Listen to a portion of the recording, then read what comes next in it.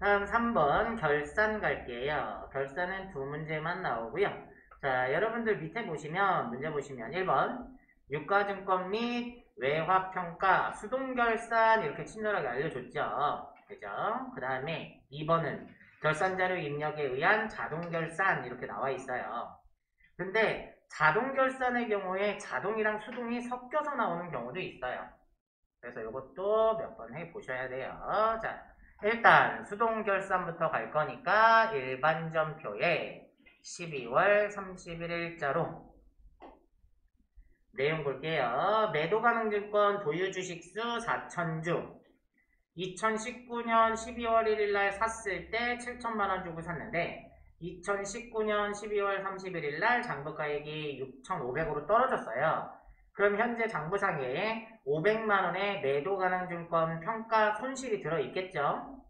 그런데 2020년 한 주당 공정가액이 18,000원이래요. 자, 계산을 해봐야 되겠네요. 이거는 4,000주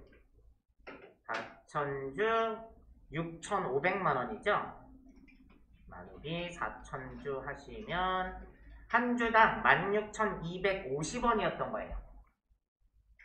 전년도 말에 평가했을 때 한 주당 16,250원이었던 게 지금 18,000원으로 올랐다 이 뜻입니다.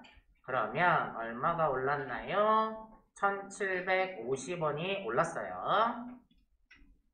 그럼 1,750원 곱하기 4,000주 하면은 700만원이 늘었네요. 자, 그럼 차변에 매도 가능 증권이 얼마가 늘었다? 자, 700만원이 늘었다. 그런데 대변에 이 금액만큼이 전부 다 매도 가능 증권 평가 이익이 아닌 거죠. 평가 손실을 먼저 상계해줘야 되니까 매도 가능 증권 평가 손실을 먼저 500만원 상계하고 나머지만 뭐가 되는 거죠? 매도 가능 증권 평가 이익이 200만원이 된다. 이렇게 하셔야 됩니다. 다음 2번에 법인세가 나오는데 자, 결산자료 내용 보시면 단기 법인세 등을 1,782만원으로 계상한다. 법인세 중간 예납세액 및 원천징수세액 납부 시 자산으로 처리하고 있다. 평가 문제 보시면 수동 및 자동 결산 메뉴를 이용하여 결산을 완료하시오 그랬죠. 자, 그러면 수동은 선납세금으로 잡혀있는 건 수동으로 하고 법인세 추가 계상액만 자동으로 하는 거예요. 자, 일단 합계잔액 시산표를 열으셔서 12월 31일 현재 선납세금이 얼마 잡혀있는지 확인하셔야 돼요. 이 금액이죠. 777만 4천원. 이걸 수동으로 먼저 털어줘야 돼요. 그래서 일반전표 입력하셔서 12월 31일자로 대변에 선납세금을 털어주셔야 돼요. 얼마를? 777만 4천원이었죠. 얘를 차변에 법인세 등으로 털어주셔야 됩니다.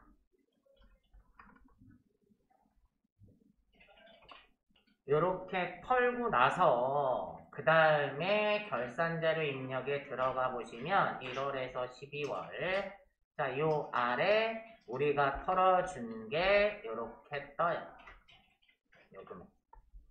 그러면 이제 법인세가 총 1,782만원이었는데 지금 얼마를 냈으니까 777만 4천원을 냈으니까 1,004만 6천원만 추가로 더 내면 되죠? 요 아래에 법인세 계상에다가 1,004만 6천원 이렇게 입력하시면 이 금액이 1,782만원으로 맞춰지는 거예요. 이렇게까지 해주시고 얘도 마찬가지로 전표 추가는 꼭 하셔야 됩니다. 이렇게까지 해주셔야 돼요. 하셨으면 4번 이제 근로소득 관리가 나오네요. 자, 4번에 1번은 가족관계 증명서에 의한 사원 등록을 하는 문제예요. 그럼 가족관계 증명서가 나와 있고 자료 설명 먼저 볼까요? 2020년 1월 27일 CS 본부팀장으로 입사한 관리직 장혜란의 가족관계 증명서이다. 자, 1번 장혜란의 종합소득 금액은 2,800만원이다. 얘는 왜 나왔을까요? 그렇죠. 부녀자 공제 때문에 나온 거죠. 자, 3천만원 이하니까 부녀자 공제가 될 수 있겠네요. 다음 2번 김득선. 김득선은 위에 보니까 모친인데 사적 연금 소득 1,200만원이 있대요. 자, 사적 연금은 1,200만원 분리과세가 되죠. 분리과세가 되니까 얘는 공제 대상이 될 거예요. 모친은. 3번 배우자 임호영은 세대주에 해당하고 장애인복지법에 따른 장애인으로 등록되어 있으며 이자 소득이 1,900만원이대요. 이자 소득은 2천만원까지는 분리과세 된다고 했죠. 그럼 소득이 없는 장애인 배우자 공제 대상이 되겠네요. 다음 4번 아들 임영준은 대학에 재학 중이고 총 급여액 연 300만원의 소득이 있대요. 총 급여는 얼마까지? 500만원까지 공제 대상이 되는 거니까 얘도 공제 대상이 되겠네요. 20세 이하라면. 다음 5번 이모 김귀남은 2017년부터 간암으로 투병 중이며 소득이 없대요. 직계 존속만 되는 거잖아요. 이모는 안 됩니다. 다음 세부담을 최소화하는 방법을 선택한다 그랬고요. 평가 문제 사원 등록에서 부양가족 명세를 작성하시오 그랬네요.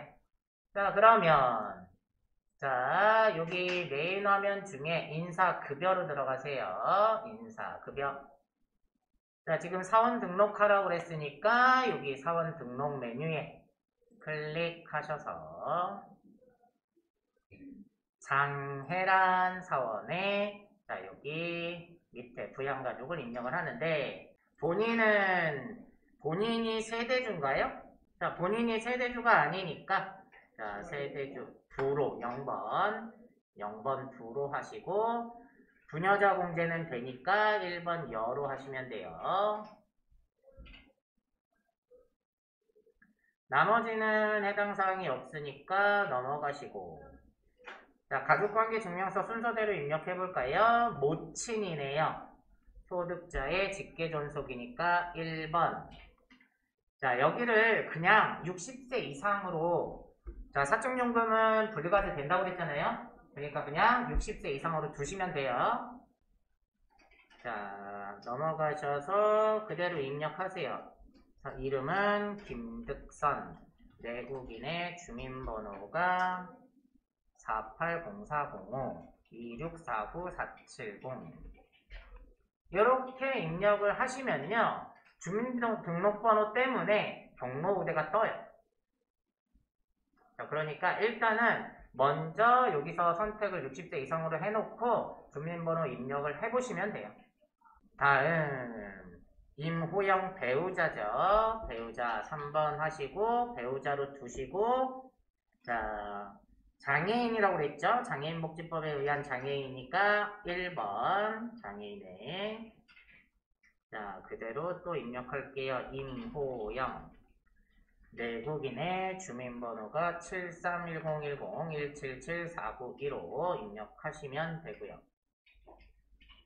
그 다음에 자녀 임영준 98년생이네요. 그럼 보세요. 직계 비속하셔갖고 20세 이하로 그냥 둔 다음에 입력을 해보세요. 여기에다가 임영준 내국인의 주민번호가 980305 111-1119 이렇게 입력하시면 얘가 9로 자동으로 바뀌어요. 다음 직계 비속 똑같이 20세 이하로 그냥 두시고 임영훈 내국인의 주민번호가 150123-4070-787 이렇게 하시면 20세 이하로 걸리게 되죠. 자, 그 다음에 이모는 아예 입력 안 하시는 겁니다. 여기까지 입력을 해 주셔야 됩니다. 다음 2번 가볼까요? 자, 2번은 급여자료 입력하는 거네요. 자료 1은 김슬기의 1월분 급여 자료가 나와 있고요. 자료 2에 수당 및 공제 내역이 나와 있네요. 자료 설명을 먼저 보면 자료 1과 자료 2는 연구소 개발 전담 사원인 김슬기 대리의 1월분 급여를 지급한 내역이다. 급여 지급일은 당월 25일이다. 사회보험료와 소득세 및 지방소득세는 자동 계산된 금액으로 공제한다. 4번 당사는 단기별 원천징수 납부 대상자가 아니다. 단기별이 아니란 얘기는 매월 원천징수 신고한다는 얘기예요. 자, 1번 급여자료 입력 메뉴에 수당 및 공제를 등록하시오 그랬네요. 자, 그러면 급여자료 입력 들어가세요. 근로소득관리에 급여자료 입력 들어가신 다음에 얘도 수당 공제 먼저 할게요. 자, 위에 수당 공제 등록 누르셔서 자, 이렇게 창이 뜨면 기본급, 상여 다 있죠? 그대로 두시고 그 다음에 연구수당이 나와 있네요. 그쵸? 중소기업으로 연구개발 전담부서에서 연구활동에 직접 종사하는 직원에게 매월 지급하고 있다. 연구보조비 있었죠? 비과세로 그래서 쓰세요. 여기다가 연구수당. 자, 얘는 2번 비과세로 뭐가 있냐면 연구개발비 하나 해주시고 다음 교통보조금이 나와 있는데 출퇴근 보조금액으로 실제 여비와 상관없이 전 직원에게 매월 고정적으로 지급하고 있다. 그럼 과세네요. 그래서 교통보조금 과세로 급여로 해주시면 됩니다. 다음 식대. 회사는 근로자들에게 중식을 제공하고 있으며 이와 별도로 급여에 식대 10만원을 일괄 지급하고 있다. 자, 그러면 얘는 중식을 제공하고 있으니까 과세겠죠. 그래서 식대를 과세로 또 하나 넣어주세요. 다음 육아수당 나와 있네요. 출산 및 만 6세 이하의 자녀를 양육하는 경우 매월 고정적으로 지급하고 있다. 육아수당은 6세 이하의 자녀가 있는 경우에 비과세되는 거죠. 그래서 육아수당 비과세로 육아수당 요걸 선택을 하시면 되겠죠. 이렇게 해주시면 됩니다. 혹시 공제나 그런 게 있으면 여기 공제 들어와서 추가로 넣어주시면 돼요. 지금은 없으니까 그냥 확인하시고. 자, 평가 문제 2번 보세요. 1월 급여 자료를 입력하시오. 구분은 급여 플러스 상여로 선택할 것이라고 나와 있죠. 그럼 여기에다가 1월 엔터 치시고 여기를 급여 플러스 상여로 선택하라는 얘기예요. 지급일은 2020년 01월 아까 급여 지급일은 25일이었죠. 25일 이렇게 입력하시고 자 김슬기 사원의 급여 그대로 입력해 주시면 돼요. 기본급이 280만원, 상여가 100만원, 연구수당이 20만원, 교통보조금이 10만원, 식대가 10만원, 육아수당이 10만원 이렇게까지 입력을 해주시면 됩니다. 4대보험은 그냥 두기로 했죠. 자동 계산된 금액으로 공제한다 그랬으니까 그냥 두시면 되고 자 이게 평가문제 2번 평가문제 3번 1월 귀속분 원천징수 이행상황 신고서를 작성하래요. 자 그럼 요건 받으시고 여기에 원천징수 이행상황 신고서 클릭을 하시면 자, 1월 귀속분, 1월 지급이죠. 자, 그래서 엔터 하시면 이렇게 조금 전에 입력한 김슬기 사원 거만 나오네요. 자, 여기가 그거예요. 신고 구분, 여기. 뭐, 문제상에서 아까 자료 설명에서 나왔던 거, 당사는 단기별 원천징수 납부 대상자가 아니다. 그러니까 단기별이 아니니까 매월로 체크가 되어 있는 거죠. 자, 되셨으면 닫고 저장을 꼭 하셔야 됩니다. 저장 여기까지 하시면 됩니다. 다음은 3번 연말정산이요. 자, 3번 자료 설명해 보시면 사무직 김주영의 연말정산을 위한 자료이다. 1번 부양가족은 모두 김주영과 생계를 같이 하고 있다. 2번 김주영은 2020년 4월 30일까지 영일산업에서 근무하고 퇴직하였다. 자, 그래서 지금 부양가족 현황이랑 전 근무지의 근로소득 원천징수 영수증 나와 있죠. 자, 평가 문제 1번. 자, 연말정산 근로소득 원천징수 영수증 메뉴에서 연말정산을 완료하시오. 의료비 세액공제는 의료비 탭에서 입력하며 국세청 자료는 공제대상 합계금액을 한 건으로 집계하여 입력한다. 2번 보험료 세액공제와 교육비 세액공제는 소득공제 탭에서 입력한다. 3번 종전근무지 관련 서류는 소득 명세 탭에서 입력한다. 자, 얘는요 어디 가서 뭘 하라고 친절하게 다 알려주잖아요. 그쵸? 자, 그럼 볼까요? 자, 여기 연말정산 근로소득 원천징수 영수증 요거 클릭하시는 거예요. 클릭하셔서 지금 김주영 사원이죠? F2번 눌러서 김주영 불러오세요. 첫 번째 자료 나온 게 자료 2에 보면 전 근무지 정산 내용 나와 있죠? 요것부터 할게요. 얘는 어디 가서 입력하라고요? 소득 명세 여기 탭 들어가셔서 요 위에 여기에 종전근무지 입력 버튼이 있어요. 자, 요걸 누르세요. 그러면 종전이 하나가 떠요. 나머지는 그대로 입력하시면 됩니다. 근로소득 원천징수 영수증. 자, 입력 그대로 하실게요. 주식회사 영일산업이죠. 영일산업. 사업자 번호는 12781346553. 급여는 1200, 상여는 100만원. 그 다음에 추가적인 내용은 없고요. 여기 4대 보험, 건강보험료가 36만 7,200원. 그 다음에 장기요양이 24,040원.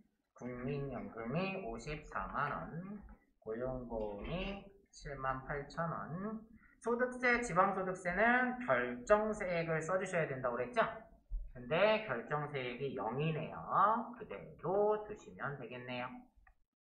근무기간은 2020년 01월 01일부터 2020년 04월 30일까지 감면기간은 따로 없고요. 요렇게까지 입력을 해주시면 됩니다. 다음 두 번째 자료가 보장성 보험 국세청 자료가 나와 있죠. 자, 보시면 보장성이라고 해서 밑에 첫 번째 거는 교보생명보험에 신혜정으로 되어 있어요. 그럼 신혜정은 누구였죠? 배우자였고 소득이 없었어요.